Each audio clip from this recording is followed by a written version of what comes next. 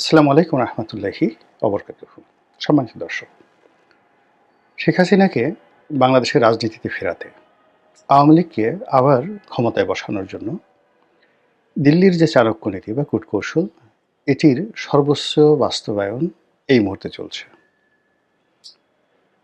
তারা একদিকে বাংলাদেশে যে কনসুলেট অফিসগুলো রয়েছে, দূতাবাসগুলো রয়েছে, যেমন কলকাতাতে রয়েছে, আগরতলাতে রয়েছে, দিল্লিতে আছে দূতাবাস, আর অন্য অফিসগুলো কনসুলেট অফিস। তারপর মুম্বাইতে আছে।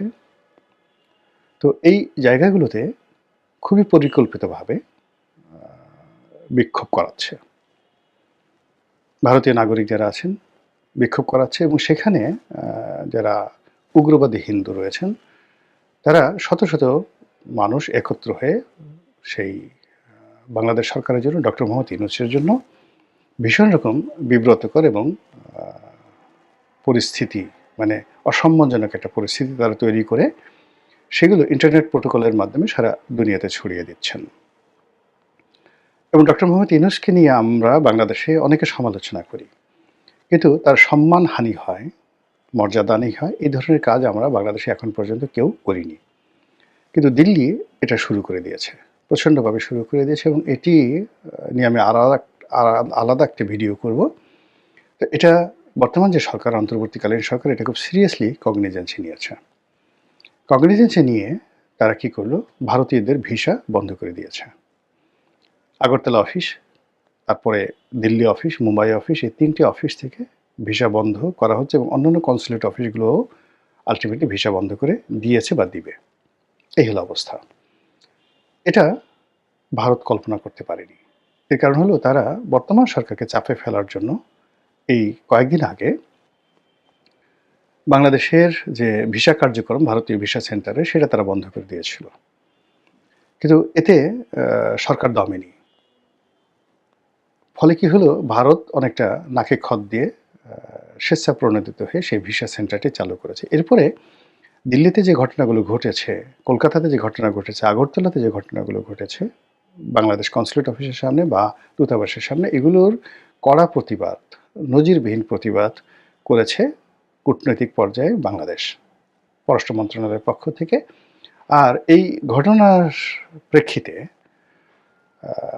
যাকে বলা হয় ভারতীয় রাষ্ট্রদূতকে নজিরবিহীনভাবে ডেকে পাঠানো হয়েছিল, এবং আজকে যখন আমি এই ভিডিওটা করছি, আজকের এই দিনটিতে 23 তারিখে আবার ভারতের যে রাষ্ট্রদূত মিস্টার প্রণয় বর্মা, তাকে ডেকে পাঠানো হয়েছে। তো এত অল্প সময়ের মধ্যে পরপর দুইবার আমাদের মন্ত্রণালয়ে ভারতের রাষ্ট্রদূতকে ডেকে পাঠানো, এটি নজিরবিহীন ঘটনা এবং ভারতের জন্য ভীষণ রকম অবমাননাকর। তো সেই যে ভারতে যে অবমাননাকর পরিস্থিতি, সেই পরিস্থিতি একটার পর একটা ঘটনা ঘটে যাচ্ছে, যাকে বলা হয় যেখানে ভারতের নিয়ন্ত্রণ থাকছে না। সেটা কিভাবে? ধরুন, আমাদের ইতিমধ্যে আমরা সবাই জানি যে রাষ্ট্রীয় প্রোটোকলে ভারতের যারা এজেন্ট রয়েছেন বাংলাদেশে, তারা সরকারের অতি গুরুত্বপূর্ণ জায়গাতে বসবাস করেন বা সেখানে তারা আছেন। তো সেই ক্ষেত্রে এই মুহূর্তে সরকারের যে গুরুত্বপূর্ণ মন্ত্রণালয়গুলো রয়েছে, সেখানে ভারতের অনেক এজেন্ট আছে, এতে কোনো সন্দেহ নেই। আবার এর কাউন্টারে আমেরিকার এজেন্ট আছে, এর কাউন্টে আবার পাকিস্তানের এজেন্ট আছে। অতি সম্প্রতি সরকারের যে একটি গুরুত্বপূর্ণ মন্ত্রণালয়, সেই মন্ত্রণালয়ের উপদেষ্টা পরিবর্তন হয়ে গেল স্বরাষ্ট্র মন্ত্রণালয়, এবং সেই স্বরাষ্ট্র মন্ত্রণালয় পরিবর্তিত হওয়ার ফলে সেখানে নতুন যিনি আসবেন, তিনি মূলত আমেরিকান লবির মানুষ। আর আগে যিনি ছিলেন তিনি মূলত বাংলাদেশের যে সেনাবাহিনী, ক্যান্টনমেন্ট, এই লবির মানুষ। ফলে এখানে একটা মানে কি হলো, মানে আগে যারা ছিল তিনি কি আমেরিকার লোক ছিলেন, না ভারতের লোক ছিলেন, নাকি ক্যান্টনমেন্টের লোক ছিলেন, আর যিনি আসলেন তিনি কার লোক হবেন? এবং নির্বাচনের এই সময়টাতে স্বরাষ্ট্র মন্ত্রণালয়ে এই পরিবর্তন নিয়ে যে কথা শুনছি, এখানে ভারতের একটা বিরাট চাণক্য নীতি আছে। 2 নম্বর হলো যে আমাদের সীমান্ত এলাকাগুলোতে ভারত সৈন্য সমাবেশ করেছে এবং গ্যারিসন তার স্থাপন করেছে, এবং গত এক সপ্তাহে ভারতের প্রথম শ্রেণীর যে সকল পত্রপত্রিকা রয়েছে, তাদের যারা কর্তা ব্যক্তি, তাদের যে পার্সোনাল প্রোডকাস্ট রয়েছে, বড় বড় সাংবাদিক, তাদের নিজস্ব প্রোডকাস্ট রয়েছে, ওখানে যে সকল সোশ্যাল ইনফ্লুয়েন্সার রয়েছেন, আমাদের বাংলাদেশের ইনফ্লুয়েন্সারদের মতো নয়, যারা ভারতের জাতীয়তাবাদ ধারণ করেন এবং সরকারের প্রতি তাদের যথেষ্ট প্রভাব রয়েছে এবং তারা রাজনৈতিক দলের মুখপাত্র রূপে কাজ করেন।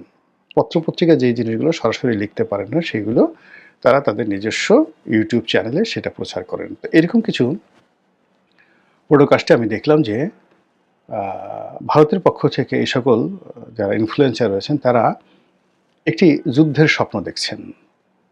বাংলাদেশ ভারতের সঙ্গে একটা যুদ্ধের পরিস্থিতি তারা আন্দাজ করছেন এবং ভারতকে তারা প্রলুব্ধ করছে, দিল্লিকে তারা প্রলুব্ধ করছে যে বাংলাদেশের ব্যাপারে তাদের খুব রাষ্ট্রিক অ্যাকশন নেওয়া উচিত।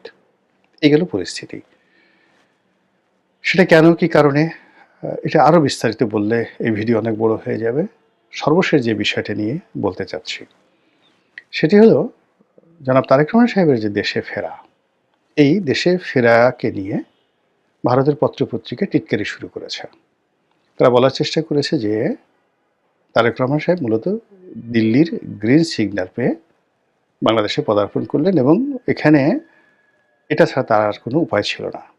নির্বাচন করা, নির্বাচনে জয়লাভ করা এবং দেশ যেভাবে দক্ষিণপন্থীদের হাতে, জামাতের হাতে নিশ্চিতভাবে চলে যাচ্ছে, সেইখান থেকে তাকে যদি ক্ষমতা লাভ করতে হয় জনাব তারেক রহমান সাহেবকে, তাহলে দিল্লির সাহায্য তার জন্য অনিবার্য।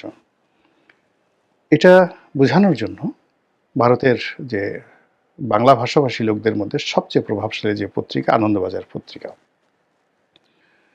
তারা এটা রিপোর্ট করেছেন জনাব তারেক রহমান সাহেব সম্পর্কে। সেখানে তাকে খালেদা পুত্র হিসেবে, নামটাও বলেনি, খালেদা পুত্র হিসেবে তাকে সম্বোধন করা হয়েছে।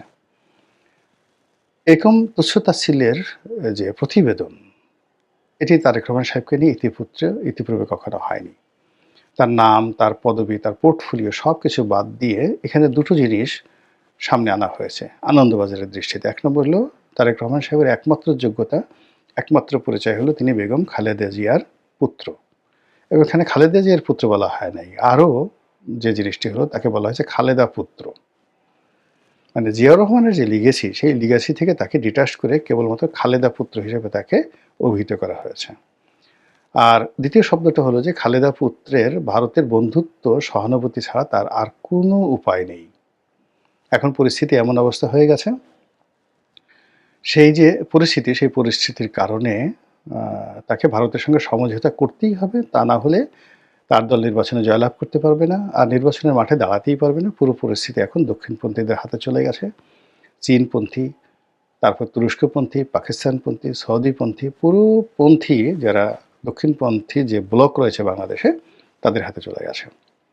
তো এই কারণে সেই দিল্লির সমঝোতা, দিল্লির নির্দেশনা, দিল্লির বন্ধুত্ব, দিল্লির সাহায্য, দিল্লির প্রভাব সব কিছু মেনে নিয়ে তারেক রহমান সাহেব দেশে ফিরছেন, এরকম একটা ইন্ডিকেট আনন্দবাজার পত্রিকায় দেওয়া হয়েছে। আর এটা নিয়ে বাংলাদেশে যারা তারেক রহমান সাহেবের বিরোধী, বিএনপি বিরোধী, তারা কিন্তু কথাবার্তা বলছেন। আর দেখলাম যে কিছু ইনফ্লুয়েন্সার রয়েছেন বা কন্টেন্ট ক্রিয়েটার রয়েছেন, তারা নিরপেক্ষ বক্তব্য দিয়ে ভারতের যে আনন্দবাজার তাদের সমালোচনা করেছে, কিন্তু তারেক রহমান সাহেবের পক্ষে কোনো ন্যারেটিভ তৈরি করেনি। আর তারেক রহমান সাহেবের যে মিডিয়া সেল রয়েছে বা বিএনপির মিডিয়া সেল রয়েছে বা তাদের যারা টেলিভিশনে যান, বক্তব্য দেন, এই বিষয়টা তারা কগনিজেন্সি নেননি। এটা যে একটা ন্যারেটিভ এবং এটা যে বাংলাদেশ ভারত সম্পর্ক, বাংলাদেশের সাথে বিএনপির সম্পর্ক, আগামী নির্বাচনের সাথে বিএনপির সম্পর্ক, এটা যে একটা গুরুত্বপূর্ণ ভূমিকা পালন করে, এটা তারা বুঝতেই পারেনি। গেল এক। দুই নম্বর হলো যে এই যে ভারত যে চাণক্য নীতি করছে, সময়কে ব্যবহার করে ধরে নিলাম যে এর সঙ্গে বিএনপির কোনো যোগাযোগ নাই, তারেক রহমান সাহেবের কোনো যোগাযোগ নাই, রয়ের সাথে তার কোনো কানেক্টিভিটি নাই, কিচ্ছু নাই, কিন্তু তারা যে ফাঁদ পেতেছে সেই ফাঁদের মধ্যে বিএনপি আলটিমেটলি পড়ে গেছে।